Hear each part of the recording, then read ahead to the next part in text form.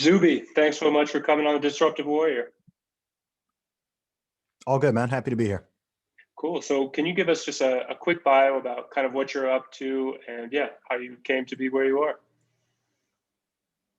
Yeah, sure thing. So my name is Zuby. I'm an independent rapper based in the UK, author of the fitness book, Strong Advice, host of the Real Talk with Zuby podcast, known for a whole bunch of things. I do I do a lot of social media stuff, social commentary. I'm kind of in a lot of different worlds, from music to fitness to politics and social commentary and podcasting. I do a whole bunch of different things. So I'm known to different people for different things. Different people know me for different reasons.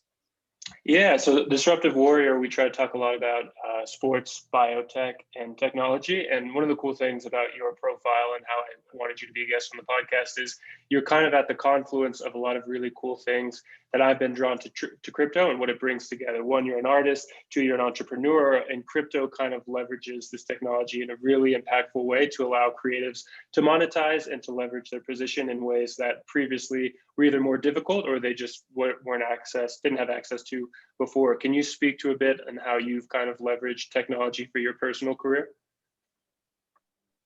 Yeah, sure. So I mean, going back to when I started out just doing my music, I mean, I released my first album independently in 2006 when I was in my second year of university. So that was just recorded in a, home studio, technically a dorm studio. And I got all of the beats off of the internet. At the time, I was primarily using a website called soundclick.com, where lots of producers would upload their beats. And so I'd go on there, lease beats, buy beats off of people, and then go to my friend's dorm room and we'd record the studio. I recorded my first whole album, Commercial Underground, there. And then back in that time, the big social media platform was MySpace, right? This is in the era before lots of these other ones either existed or were sort of at the scale they are now. So, Even I a used to promote my precursor music to out there. just even a precursor to SoundCloud rappers, right? People forget MySpace Oh, came first, right? this is way before SoundCloud. Way Yeah. before SoundCloud. I've never been big. I don't even like SoundCloud anyway. I've never been a big fan of it. But yeah, just started out with MySpace, and then but I built my audience in the real world. I didn't really build my primary audience using technology. I was out there hustling on the street, selling my CDs, passing out flyers, doing live shows, touring. That's really how I built my audience. And then after a while, while I was in university as well, Facebook became a thing. I used to promote my shows using Facebook events. I still do, but this is back before Facebook was open up to the world. So I started using that. And then, this thing called YouTube came along. I joined YouTube in 2006. I used to just upload a couple videos here and there of me rapping, or, when I started doing music videos, I'd just post my stuff on there and use it as a vehicle to share stuff around. And then as time has gone on, I guess technology has become more and more important in what I do. I'd say the majority of people now do know me through social media and Mhm. technology, right? Especially on a global level. I've got hundreds of thousands of followers in the USA. I've got followers all over the world now.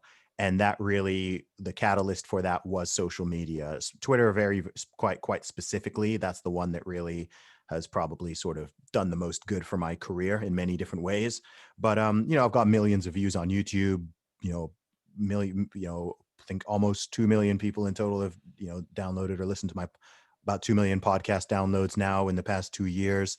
And, on a day-to-day basis, I'm able to communicate with people all over the world through different mediums, whether that is directly promoting my book or my music or my podcast, or connecting with clients for my coaching services, doing what we're doing right here, especially during this past year. A lot of the real world avenues for doing things face to face are not where they used to be. Um, so I'm blessed to be in a position where, okay, I've got 500,000 plus people who follow me on social media who I can reach organically in various ways. And I'm able to use that to do a whole lot of cool stuff. So that's kind of a sort of little summary of it, I guess. Yeah. How do you, just rolling with that a little bit, what's your creative process like relative to the fact that a lot of your audience now is reached digitally? Does that change your creative process in any way? Yeah, it doesn't. No, it But doesn't. It it doesn't change the creative side. It changes the distribution. It doesn't Okay. change the creative side. Yeah. So you create purely just what you want to create. If people like it, great. If not, it's Man, dude, I don't do anything I don't want to do. yeah. Like I'm blessed to literally be able to make a good living by doing exactly whatever I want to do, and almost, beyond a little bit of paperwork and admin here and there, I don't really do many things that I don't want to do. If I want to do something, it's like, hey, I wanted to start a podcast, I did it. I wanted to write a book, I wrote it. I wanted Mhm. to grow to, I don't know, whatever level, cool, I'm doing that, or I'm in the process of doing it, right? Mhm. I think my YouTube channel now is, as we record this, is around 64,000 subscribers. Mhm. Going to grow that to 100,000 plus, going to just grow everything, just grow everything. And once I set my mind to something, I do it. I'm not someone who does anything by half measures. If I'm not going to do it, I'm not going to do it. If I'm going to do it, then my heart is in it, and I'm going to persevere until I, reach what I want to reach. Have you found that to be a competitive advantage? Just being purely authentic has Oh yeah, led to a lot of of success, course, right? A man. lot of people think they have to create for an audience, but the reality Yeah. is, if you just create authentically, it's much better from an artist perspective, right? Yeah. And audiences are smart, right? They can feel that and they appreciate Mhm. that. Yeah, man, I've been authentic from the beginning. You can go back and listen to my first album, my second album, those came out, 2006 and 2008. You're hearing the same Zuby. Like, you Hmm. can listen to my stuff from a teenager. I'm now in my 30s, and, of course I've grown and I've evolved, and certain things have changed, but I've been authentic from the beginning. I never came out there, even as a rapper, or, I'm going to rap about stuff that I haven't done or a life I haven't lived or whatever. I was like, nope, I'm here. I'm a student at Oxford University studying computer science. I grew up in Saudi Arabia. This is my background, et cetera. Like, I just kept it 100 from the beginning. I kept it real from the beginning. And when you do that, you build the right audience, and you don't have to, you're able to comfortably look at yourself in the mirror, which is extremely important to me. Um, and it's in the short term, it can certainly be a lot more difficult, because there are always trends and patterns and things that it looks like are working and things that looks like aren't working, not just creatively, but just across the board. This goes from, for me, it goes beyond just my creative side and my music. It's just like, I'm authentic across the board. I'm authentic across the board. I don't pander to anybody. I don't care if I lose followers. Like, I don't Hmm. care if I upset people. Like, and it's, to be honest, that's taken a while, because, when I first started out, I kind of did want everyone to like me, and Hmm. I didn't want to rock the boat any more than necessary. So I certainly wouldn't have been putting out the kind of social media content that I've been doing over the past few years at the beginning of my career, because it was like, okay, I don't want to polarize anyone. I don't want to upset anybody. I don't want to risk this. I don't want to risk that. Whereas now I'm just like, you know what? Maybe some of that is also just maturity, but it's also, I just reached a stage, especially in 2018, I think was a big turning point, where I was just like, you know what? I'm not going to limit my scope just to music. Like, I'm a musician and I'm an artist, and that's important to me, and that's my number one love. But there's a lot of things I'm also into. So why can't I also talk about these other things, right? I'm capable of doing these other things. Hey, I can make a podcast. Why don't I make a podcast? Right? Hmm. I've got the skills, I've got the ability, I've got the knowledge to write a book, right? I've been Hmm. going to the gym for over 17 years. Why don't I write a fitness book that could help people? Why don't I Hmm. do this? Why don't I do that? So I just started adding more and more to what I was doing. And 2019 was a massive turning point. I mean, people don't realize I was telling someone this yesterday, and they didn't even believe me, that in 2019, I had 18,000, beginning of 2019, I had 18,000 followers on Twitter. Hmm. As we record this, I've got 325,000. And that's Hmm. after and that's after the purge last month, where, I was approaching 340, but I Hmm. lost 15,000. But, still, to have over 300,000 people who are following me on that platform. And then, 90,000 on Instagram, 60,000, like, it's a lot of Real people. It's a audience, lot of yeah. people, right? Yeah. And that's organic, and that's people who are there voluntarily, right? It's Hmm. not like, oh, there was some huge advertising campaign and all these Hmm. people followed me because loads of money was thrown into it. It's like, no, it's organic. People saw me on this, or heard me on that podcast, or this tweet went viral, or they heard that song or whatever. So it's a genuine audience, and it's also a great audience because it's diverse. It's diverse in the truest sense. And Hmm. because people know I keep it 100, um, every single day I get people telling me like, hey man, I don't agree with you on everything, but like, I love you, I respect you, I like what you do. And I'm like, cool, awesome, right? Like, that's what we want, because we've been living in this very the world has gotten very polarized to the stage where you've got grown adults thinking that everyone needs to agree with them on absolutely everything for them to be able to be friends or to be civil or to associate or whatever, which is totally stupid, and impossible and improbable. But we just live in this weird time in a lot of ways. And I think that it really resonates with people when, number one, someone speaks with boldness and courage and doesn't mind rocking the boat a little bit, but also is simply truthful and Mhm. authentic and open-minded and, willing to take criticism, willing to take flack, willing to have discussions, just putting stuff out there, but also, and then also encouraging people, just encouraging people, giving people some hope. We live in a dark time right now, man. I mean, for the past year, people have been largely, depending on where you live, some people have been, just stuck in their houses or stuck in their cities, not really seeing friends, not seeing families, maybe not running their business or going to work, not doing as much, any sort of fun activity is pretty much illegal right now in the UK. Mhm. So, people do need hope. People do need that constant hope. Some people are like, man, like you put out so much content, you put out so many tweets a day, you're like so active, you're talking to so many people. And I'm like, man, it's not just, it's not all fueled by just boredom, man. Mhm. It does have an impact. It has an impact. I've received thousands and thousands of messages and comments from people just telling me, man, like, you've had a positive effect on my life, like whether that's literally just through social media or directly through my music or through my podcast or through an interview I did with this person or that person, whatever it is. If I can encourage people and inspire people, I just think people need that. Mhm. People need that. And there's an absence of it both in the mainstream media and on social media, right? People are very much drawn to negativity, right? The whole past year, it's just been fear, fear, fear, right? Be afraid of this, be afraid of that, be afraid of your neighbor, be afraid of your family, be afraid of your friends, be afraid of everything, right? Stand away, social distance, wear a mask, don't look at it. It's just, I don't want to get too much into all of that, but it's really destructive. It's Mhm. really mentally and emotionally destructive to people, and it slowly programs people to just be, demoralized in a really negative state. So especially at a time like this, let alone before that, I just feel like more and more positive, uplifting, encouraging, and sane voices are needed just to, keep going and give people hope. Because it's always weird for me to I don't like to think of myself as like, the term public figure is really weird, or like famous is really weird. And I don't really know what the boundaries of that are. But to some degree, I am a public figure in the fact that You have an millions of people audience. see millions of people see my stuff every month. Right. So, um, and that's relatively new, right? It's something that I've been building up for over 15 years, but it's like, oh, wow. Okay. I've been grinding all this time and suddenly all of these people know me. So how can I don't have a guidebook on this. There's no blueprint, but how can I navigate this in a way that is sustainable and healthy and helps people, but also have fun with it as well, Mhm. like have fun with it as well. Yeah.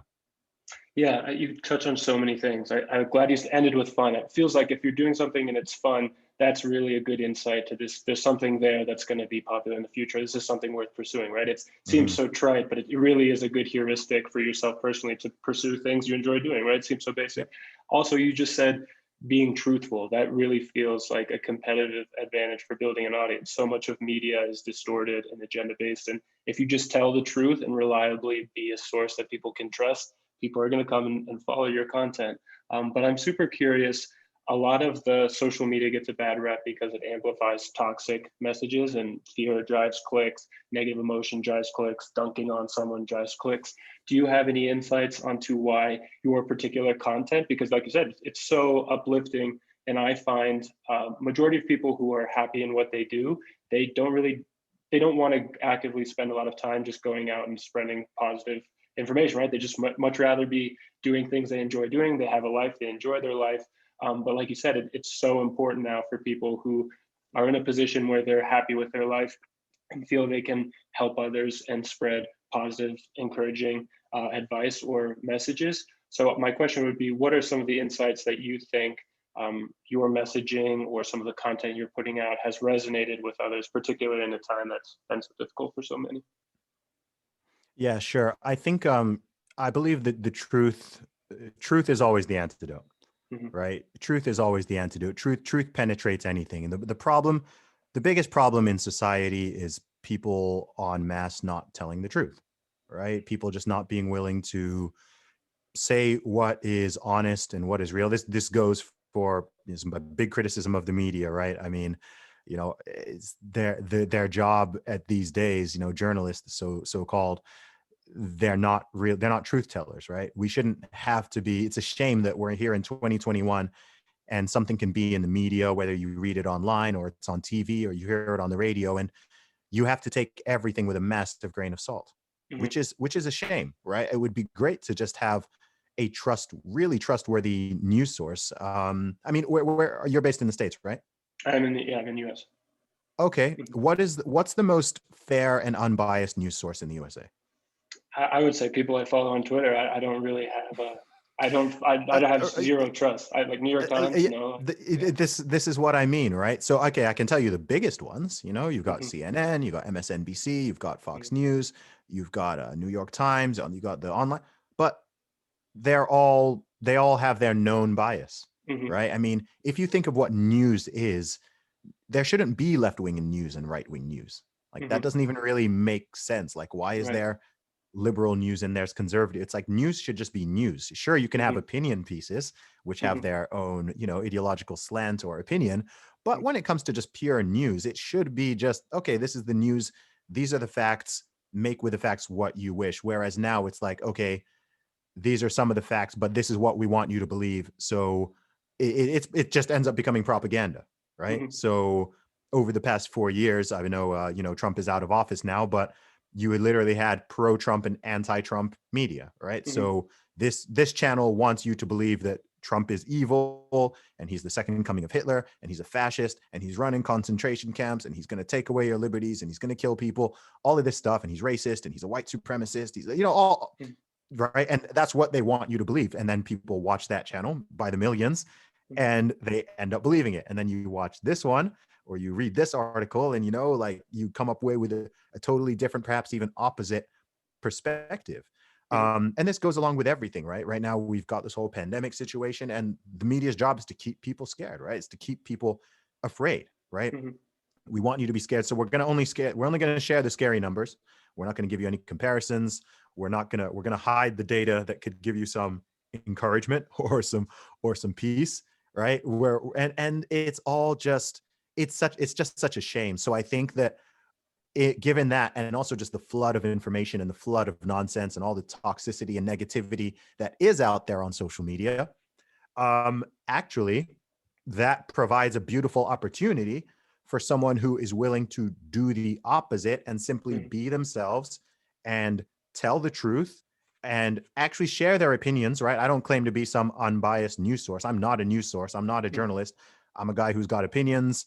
I'm a guy who asks questions. I'm a guy who has conversations and is creative and whatever. Mhm. So, but I'm willing to ask those questions and have those conversations. And I think people, regardless of how much they may agree with me or disagree with me, most people who are reasonable can respect that and they find it quite refreshing.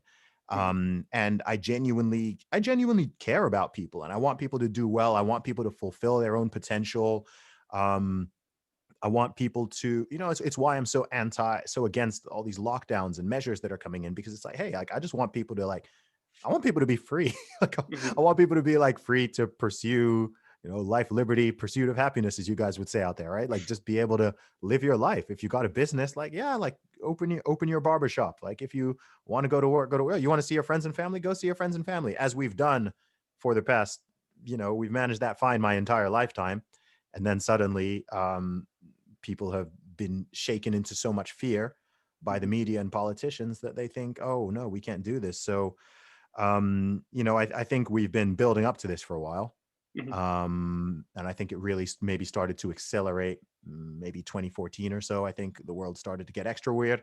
I feel like 9/11 was like a catalyst. And then there was sort of another catalyst in the sort of middle of the 2010s. And we sort of like lost the middle ground a little bit and things kind of veered off in a weird direction and have just been accelerating that way. But for you So personally, it's just been telling the truth is one of the main insights that you think has telling the truth, having a sense of humor. Hmm. That's a big one, actually. Having a sense of humor, because we live in this time where, you tell a joke and there are certain people who would rather be offended than laugh, right? Hmm. Like being offended, people think is a virtue or something. So Yeah. being able to, make jokes of stuff, being willing to tackle things that people are, jump on a few landmines that people don't know usually want to touch. Um, slay some sacred cows. And also, yeah, just like I said, encourage people, and then also, the content itself, right? Like my actual music and my Right. Right. book, podcasts, and everything like that. It's all good content for people. And then I think people also just see how I'm moving and the progression, and that in itself also inspires people, because they're like, okay, cool. Like, this guy's built up his following from nothing without having a team or some huge investment or machine backing him. He's doing this, he's doing that, whether it's in fitness or music or whatever. And I think, people can watch that even from a distance and be like, okay, cool. That inspires me. That motivates me. I'm someone who very much thinks, well, if someone else can do it, maybe I can do it. Right. If Hmm. someone else can do it, maybe I can do it. Oh, wow. Look at this guy. He's built his, you know, look at Joe Rogan. Oh, wow. This guy's, he's built his podcast from nothing over the course of 11 years to, billions of downloads and $100 million deal with Spotify. Wow. That is Hmm. possible, right? Somebody can do that. That's inspiring. You'll get one type of person with a negative mindset who hates on him and is jealous and say, oh, he doesn't deserve that or this or that. And instead of just going, okay, that's actually inspiring. I can Hmm. take inspiration from that. I'm someone who looks at success and I just take inspiration from it, regardless of what avenue it's in. And I think if people adopt that mentality, then yeah, your life is going to be a whole lot better. Yeah, I think one thing that's super encouraging to me, particularly with technology, is if someone is inspired like a Joe Rogan or by yourself, there's so many more opportunities for them to start a podcast, to write a book, ebook, create an album, whatever it is, the creative Mm-hmm. opportunities and the tech to reach a mass audience to make it economically feasible is there. One particular tool that I think super exciting is ICOs, or tokenizing specific creators. Have you followed that much, or any of those developments? I haven't I know about ICOs. Hmm. I haven't seen them for specific creators. That's Hmm. interesting. That's Yeah. not something I've really come across yet. Yeah. So one of the things that's exciting is if you wanted to monetize your audience, or even someone very early on, you know this, your first like loyal fans as a creative are way more Mm, important than your latter 100,000 or so, or mm, 10,000, right? The ones in the very beginning are the ones who help launch you. And therefore, from a monetization and an economic perspective, they're more valuable. So one thing an ICO would afford a creator is they could do an ICO for their content, and they could give their original fans a vested interest in their future creative output, and mm. kind of fuel those things. So I've had a lot of interesting conversations with creatives, speculators, business people, people like that, who some are concerned because they think if you do an ICO with you as a creative, then instead of getting organic reach, who people just love your music for your music, you get people Mm. who maybe come to you because they don't like your music, but they think other people like your music, and it opens up to perverse incentives. You know what I mean? Yeah, sure. So yeah, I'd be really curious to hear. You said you just stay authentic and you create and do what you want to do, but as the tech evolves and it affords new opportunities, what are your thoughts kind of on the blockchain and in the music industry and in different NFTs, these kinds of things, just broadly speaking? How is crypto and blockchain infiltrating the music industry? Because like you said, Yeah. MySpace at the time was really early technology, but it Mhm. launched a lot of people who, if they couldn't get a studio deal, you couldn't have a career in music, basically, right? Mhm. Well, Mm-hmm.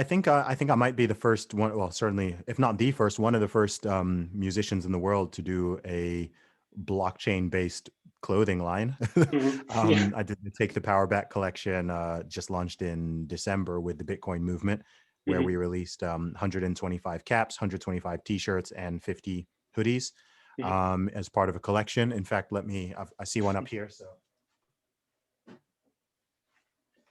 So this hat right here. This has that right there has Mm-hmm. an NFC chip in it, which you can scan with your phone, which verifies the authenticity. So this is actually registered on the VeChain blockchain. Oh, cool. Um, so when you scan that, it will show that this is number one out of Authentic, right? 125 Yeah, of yeah. the Team Zuby Take the Power Back caps. This is the same with the T-shirts and the hoodies. Mm-hmm. So that's a great example of exclusive exclusive merchandise, exclusive products being created and being registered on the blockchain. So that's an example of the technology being reused in a real world application. Hmm. I think we're at a really early stage with NFTs and stuff. I think the music industry is like a little bit, I think it's a little bit slow on the uptake of sort of um, Bitcoin and blockchain technology in general. I think that's probably going to change over the next few years. But as it stands, I think it's really early. I Hmm. think it's really early. I mean, I've been accepting Bitcoin and Ethereum and a few other cryptos on my own website, teamzuby.com, for I think 3 years now. Hmm. Of course, most people just pay in pounds or dollars, but Yeah. I have received some payments in Bitcoin, et cetera, over the course of time. So, there are these little integrations that are possible. And yeah, like I said, I haven't seen in the real world, I haven't seen a lot of implementation yet in the world of music and creative arts, but I do think that's gonna change. I think it's an interesting space.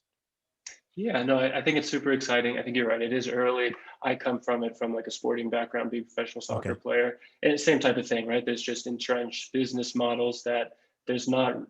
It takes a lot to really make these paradigm shifts in big Hmm. industries like that.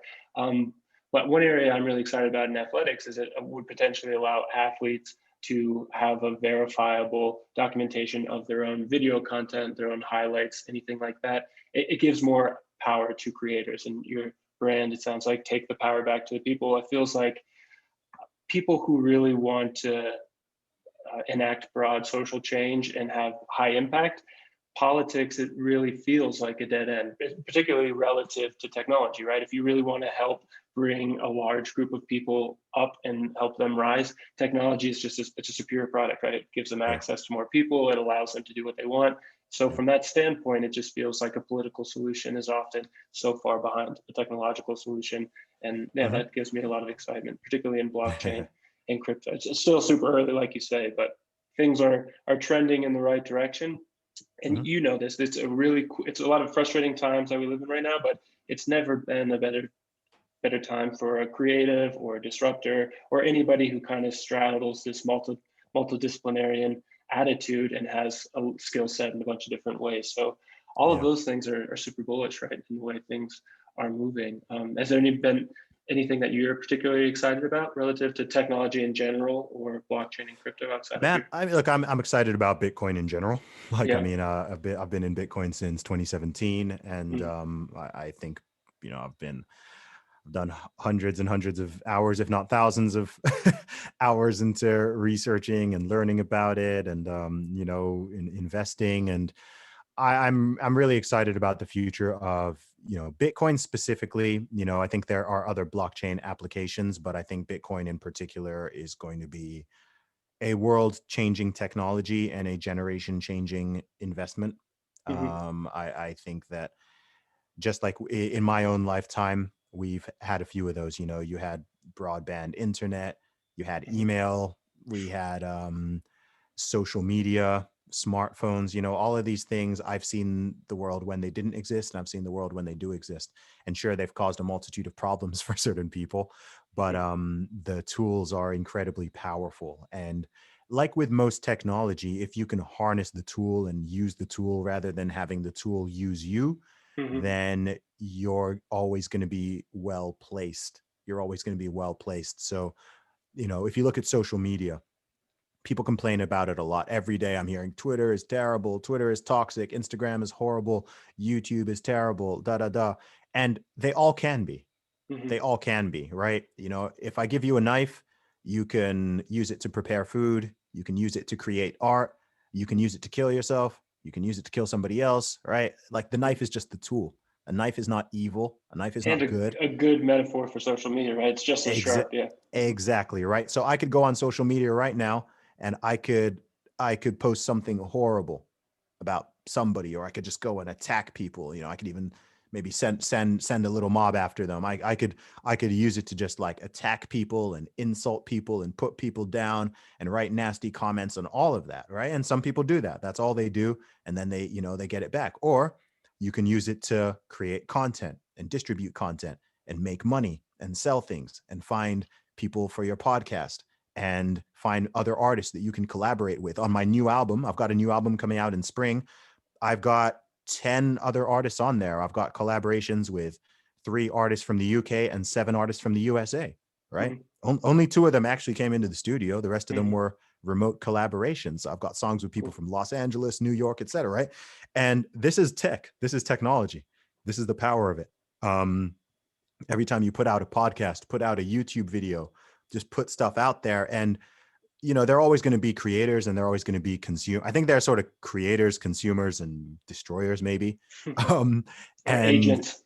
Yeah. And if you're in the creative category, you know, if you're a producer and you spend most of your time producing, then man, the scale is infinite. The scale is infinite. Like you've got people out there who have tens of millions of subscribers or followers on various platforms, and having the ability to reach 10 million people from a phone, like what is that? That's like, you know, our ancestors would have thought that that's witchcraft. I mean, it's crazy. You know, there's lots of countries that have less than 10 million people. So when you really think of that scale of it, you know, I have more Twitter followers than people who live in my city.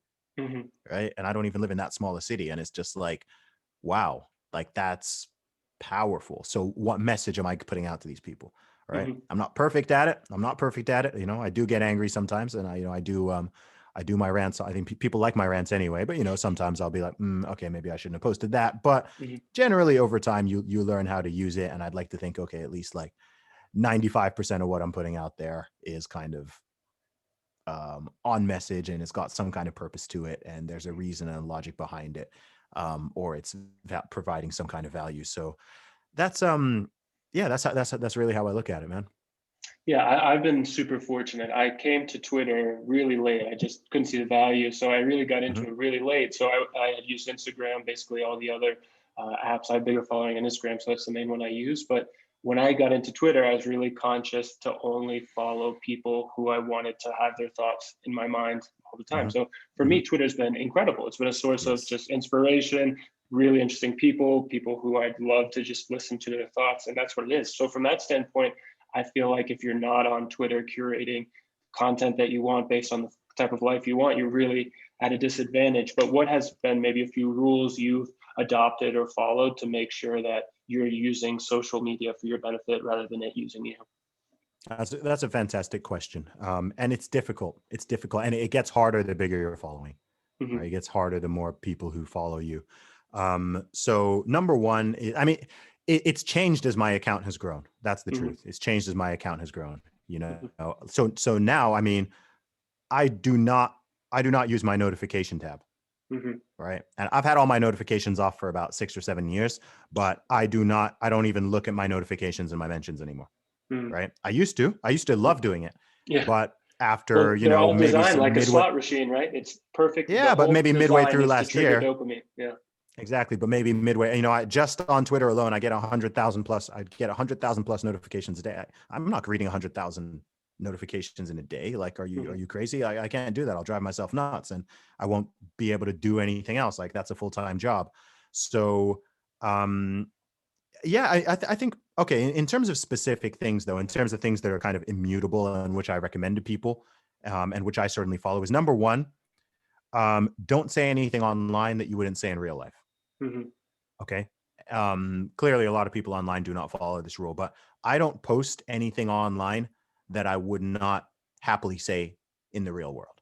Right. In the real world, I'm pretty bold and, I'm quite outspoken, but I don't become like this whole new character where I'm online and I start saying, talking all this stuff that I wouldn't say, or saying something to an individual that I wouldn't say if we were talking in person. Right. I avoid that. Next up is, being authentic and just using your natural voice. So I think it's something that a lot of businesses are terrible at, right? A lot of businesses are rubbish at social media because they just sound corporate, right? They sound like robots. That's like, human beings don't talk this way. So I tweet the same way I talk, and I kind of almost rap the same way, almost just in a more rhythmic fashion. Like, it's just, this is how I communicate. I use the same words, just as like direct, et cetera, as I normally would be. Showing people that you appreciate them. My most common tweet or response or message, the thing I say most every day is thanks, thank you, thank you, thank you, thanks, thank you, like 100 times a day, 100 times a day for the past 10 plus years, right? Like I just letting people know that they are appreciated because they are, and talking to people like human beings because they They are. are, right? And just, being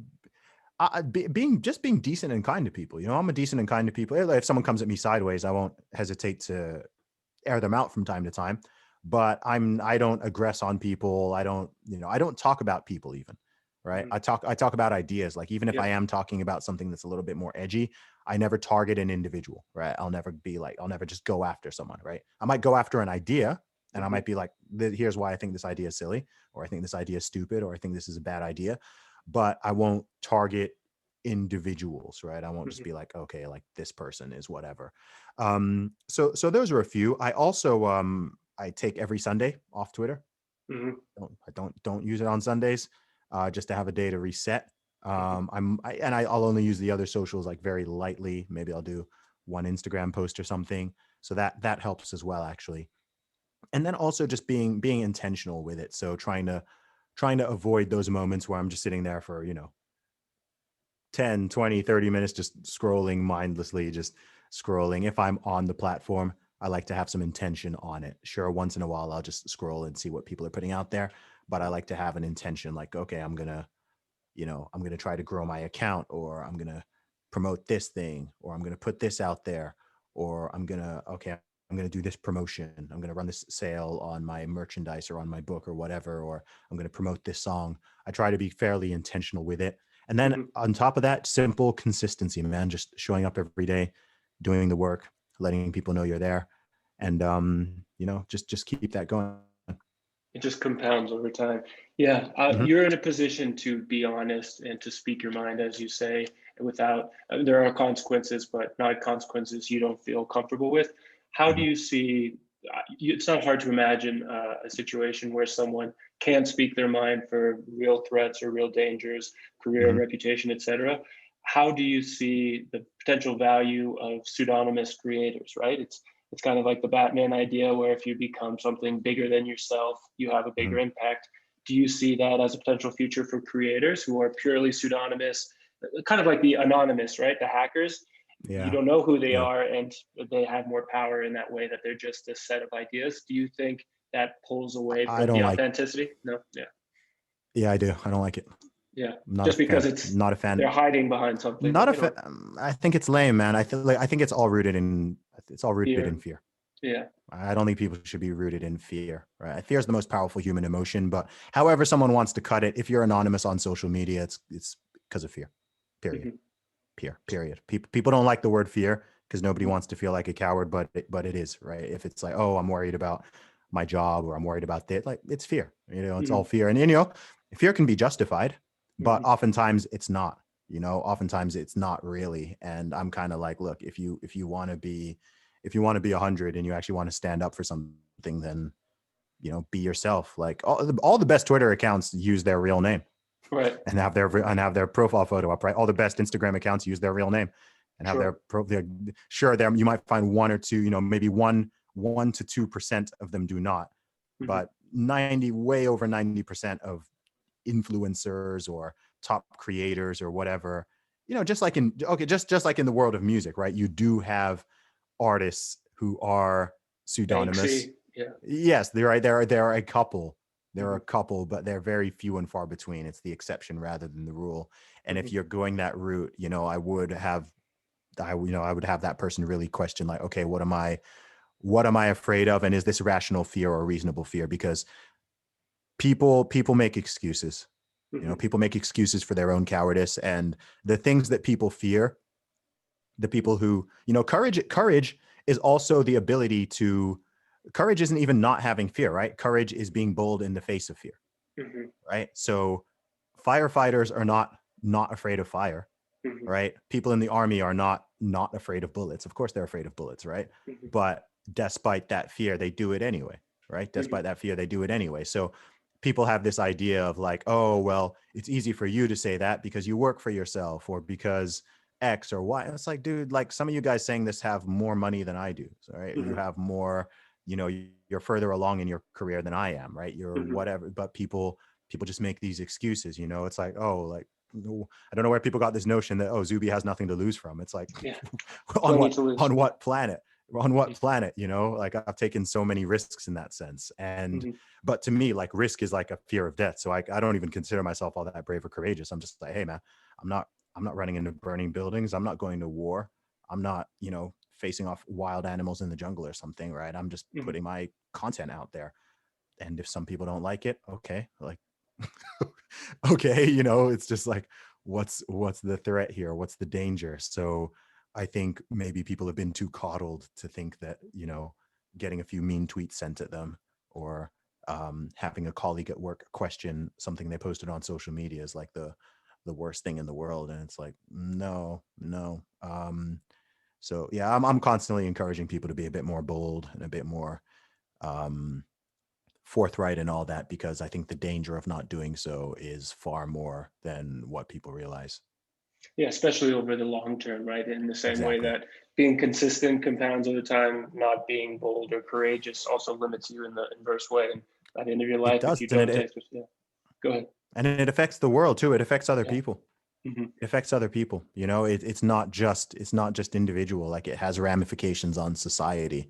Hmm. And look, all it takes for, regardless of how serious the situation is, you know, all it takes for like evil or tyranny to triumph is for people to, you know, be bystanders, right? Yep. Just be bystanders, just watch it and say, oh, I don't want to criticize it. I don't want to go against the grain. I don't want to stand out. I don't want, and, you know, just be apathetic. And then next thing you know, like, you're in bondage, right? Next thing you know, Yeah. you're locked in your house and being forced to wear a muzzle to go outside, Hmm. right? Because you didn't say no, right? because you Yeah. didn't say no, and so they just continue to take from you, take from you. It's like a bully, right? If you got a bully, you know, imagine you've got a child who's going to school and some kid keeps picking on them and bullying them, right? The answer to that bully is not, okay, just do whatever they tell you to. Yeah, Yeah. just do whatever. It's like, Or no, avoid them. Yeah.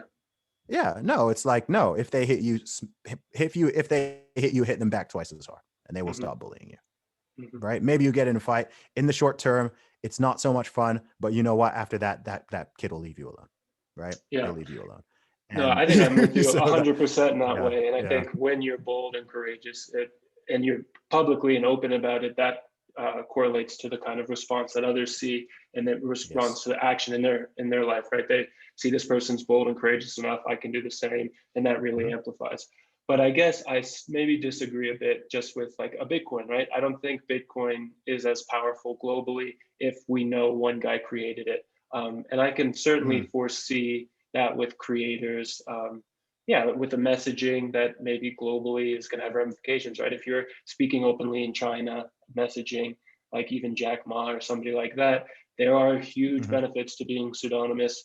And if your Oh, sure, goal is sure. ultimately just like impact, it's really hard to argue with pseudonymity in that respect. But I certainly Oh, agree. I Like, mean, go ahead.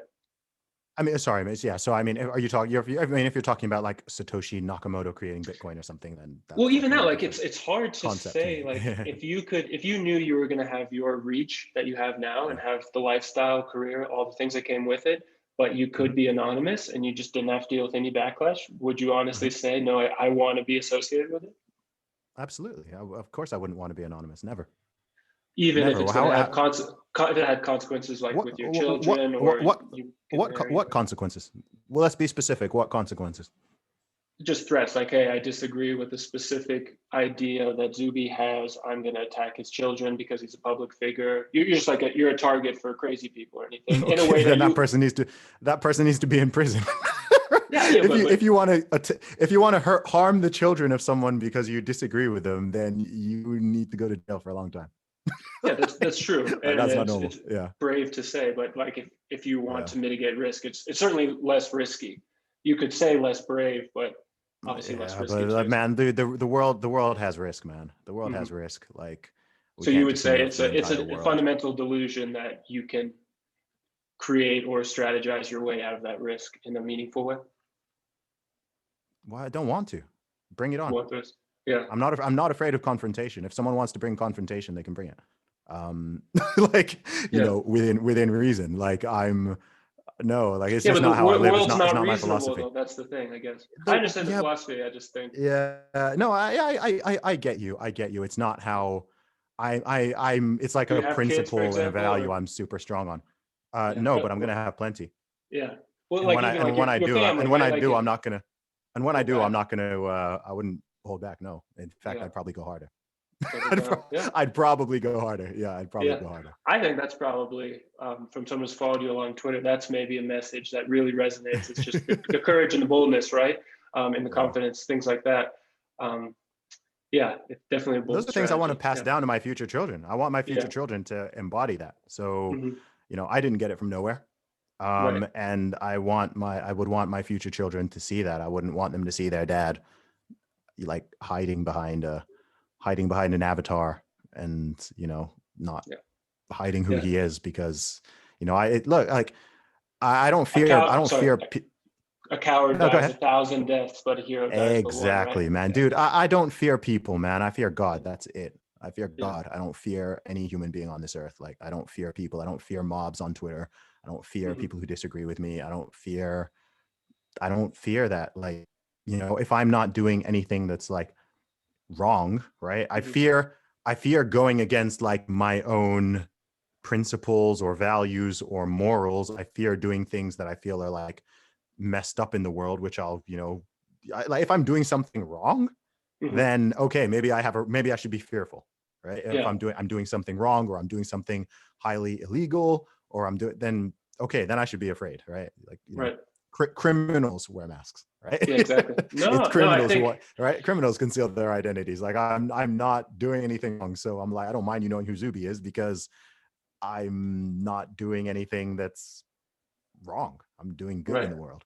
Yeah. Yeah, I think ultimately that's what it is too. It's a statement of strength that I'm not going to be bullied into pseudonymity just because the Mhm. world is making it unsafe. I'm going to be forthright, honest, and act in the way that I know is right, and the Yes, consequences that come with that, I'm okay with. I'm not okay with absolutely. living a life based in fear that, yeah, it's ultimately it's short term. You're delaying short term consequences for a long time Yes. And regression. Is also yeah, the world is safer than it's ever been. right.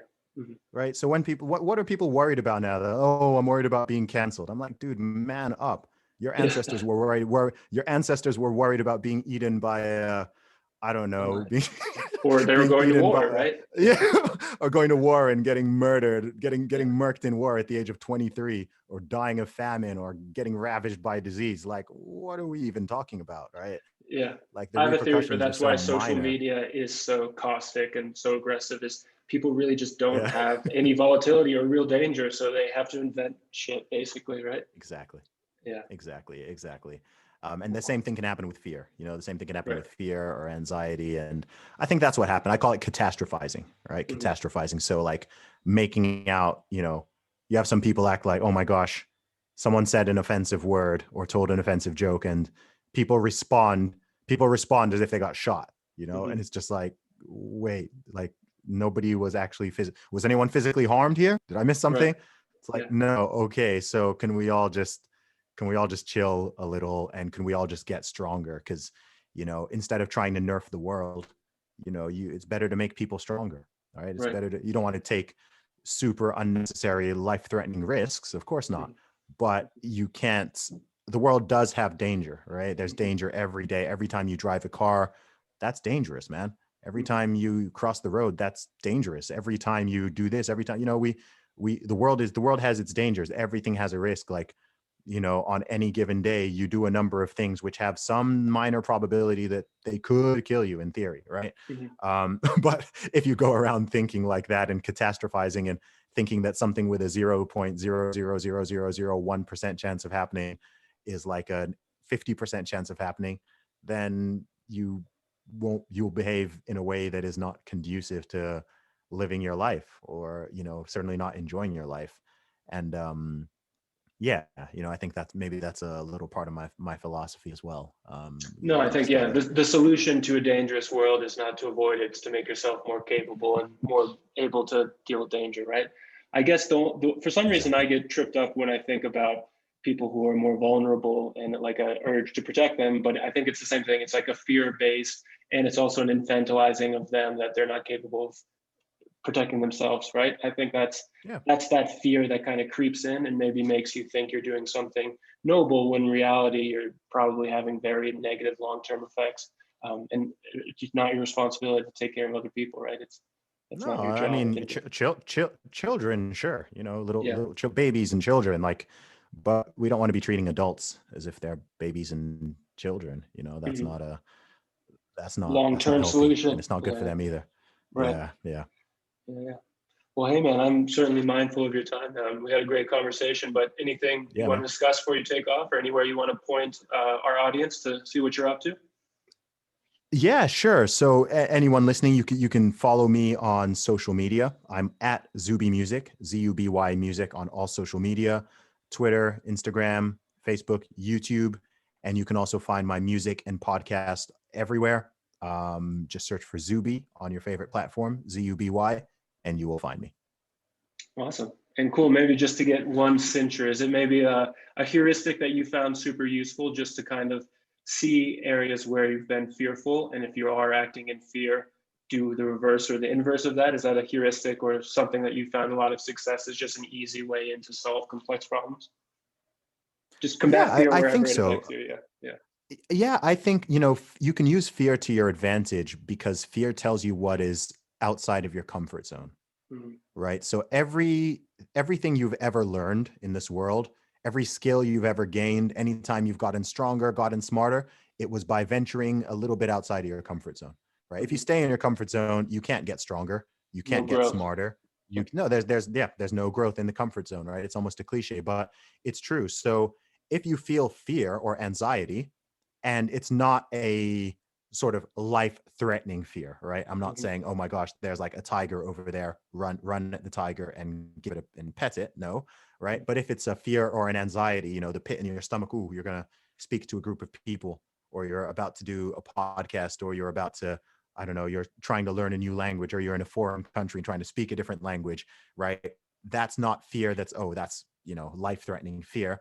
That fear and anxiety, you can use that, and instead of running away from it, you know, consciously and intently move towards it Yep. and take on that challenge. And that's where you're going to grow, because you'll Mhm. do that thing. And if you can do it once, you can do it twice. If you can do it twice, Mhm. you can do it 3 times. And each time you do it, each repetition, you're gonna get better, right? You're gonna get better. If you think every single one of us as infants, we learn to speak, we learn to speak our native language, Mhm. right? If you've ever seen a child learning to speak, they are going outside their comfort zone, right? They don't know, they're just babbling, they're saying silly things, they're just repeating things, whatever. It's the same as if you're an adult trying to learn a second or a third language, you sound silly to begin with, right? You Mhm. sound silly, you sound like a child, but you keep going, you keep persevering, and you will, you get there. You get there, you know? And if a 3-year-old can do it, then certainly an adult can do it as well.